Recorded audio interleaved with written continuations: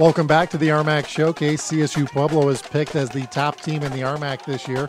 The Thunderwolves have won 4 RMAC titles in a row. Last year, they shared that title with number 2 Colorado Mines. The Orediggers have a brand new coach in Gregg Brandon. I think anytime there's a transition, there's culture change. One of the reasons I took the job because it's a winning program. I'm too old to rebuild. Former head coach Bob Stitt left CSM after 14 years to take over at Montana. Returning is quarterback Justin Dvorak, who led NCAA Division II in passing yards with 4,287 last year. He was also second in touchdown passes with 36. Number 3 is Chadron State. The Eagles are coming off an 8-3 season and placed 3 players on the preseason all-conference team. When you look at our strong tradition at Chadron State, we have over 500 wins as a football program. We've won 8 conference titles, been to the playoffs 7 times. We've set that tone on what our expectations are of our program. Picked 4th is Colorado Mesa. The Mavericks were 6-5 a year ago. Defensive Freshman of the Year Dustin Rivas is a preseason all-conference pick for head coach Russ Martin. The real central focus of your football program is going to be in the returning players and the guys that have been there that understand what is going on and that really have a great grasp of the offense, the defense, and special teams. 5 is Western State Colorado. The Mountaineers have doubled their win totals each of the last 2 years. Running back Austin Eckler set a new WSCU rushing record with over 1,600 yards last year. Coach Jazz Baines is optimistic about the season ahead. They've done nothing but improve each and every year. With more experience, they became better and better players. Obviously Brett and Austin have both, started for the last 2 years for us. Adams State is number 6. The Grizzlies' new head coach is Tim Rosenbach. He was the offensive coordinator at UNLV last year and was starting quarterback for the Arizona Cardinals in the early 90s. Being an offensive background coach, that's part of my job is to get the offense going and get those things happening, but we still want to continue to put a great emphasis on defense and do a great job there. 7 is Western New Mexico coach Adam Clark returns starting quarterback Mitch Glassman, now a 4-year starter for the Mustangs. We've done some very good things on offense in my time here. Last year was the best. We broke pretty much all of our school records, and we're one of the top 10 offenses in the nation, and we have a lot coming back. 8 is Fort Lewis. The Skyhawks were the only team to beat national champion CSU Pueblo last year. Head coach John L. Smith is now in his 3rd year in Durango. Today, we are here. Okay, and where are you going to be at the end of the day? Are we going to be here? Or are we going to be here?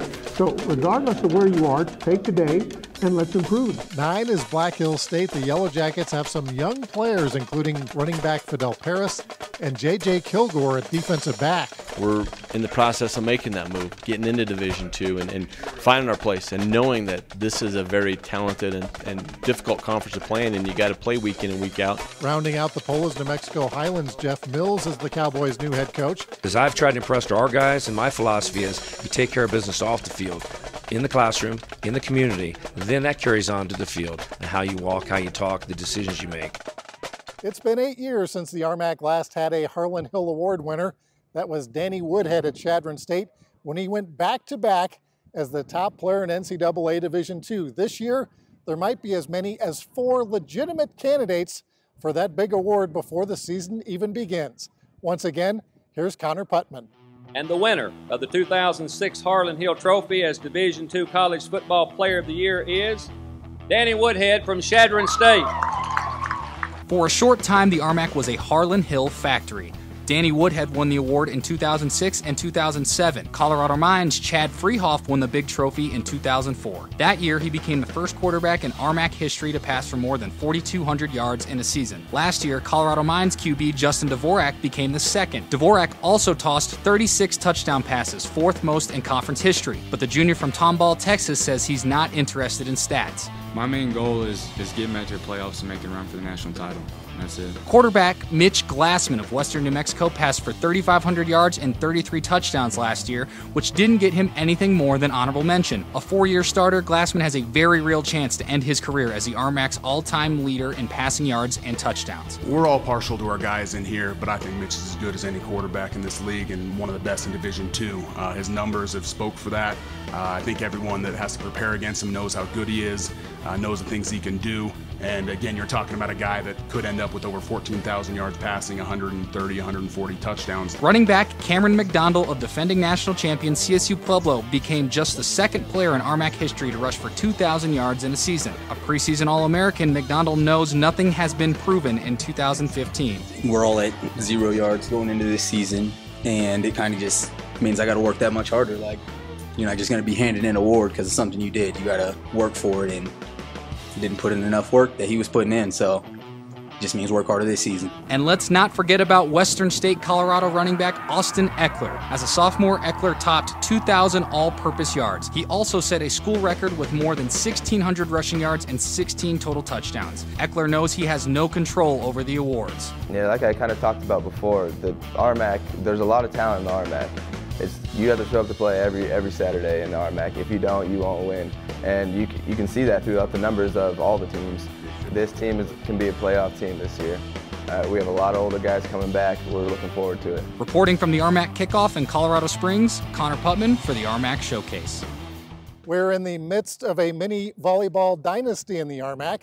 Colorado Mines won their third straight conference championship last year as they shared the title with Colorado Mesa. This year, the Ore Diggers are once again the pick by the coaches to win the league. RMAC Preseason Player of the Year and Setter of the Year, Danielle Johnson-Hazelwood, is one reason Colorado Mines is the #1 team in the preseason coaches poll. Head coach Jamie Scadlin has 3 players on the preseason all-conference team. Pick number 2 is MSU Denver. The Roadrunners are also the top team in the brand new Rocky Division. Junior Brandy Tour is preseason All-RMAC for head coach Debbie Hendricks, now in her 16th season at Metro. The Runners have been to 15 consecutive NCAA D2 tournaments. We're excited. This is a neat group of gals. We've already had 2 practices, and I see some really positive things out of this team. The energy's good. You know, every year is a different year, and it's kind of a new cycle of the year for us. You know, Number 3 is Colorado Mesa. The Mavericks have 3 players on the preseason all-conference team, including Katie Bro, who played for Regis last year. Speaking of the Rangers, Frank Lavrisha's team is picked 4th in the RMAC. Rebecca Sponsel is the preseason Defensive Player of the Year as Lavrisha begins his 29th season for RU. Number 5 is CSU Pueblo, followed by UCCS, Adams State, and Colorado Christian.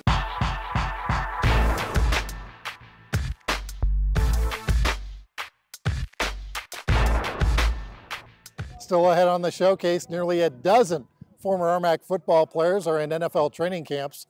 Coming up next, some big expectations for Colorado Mines in soccer. Stay right there.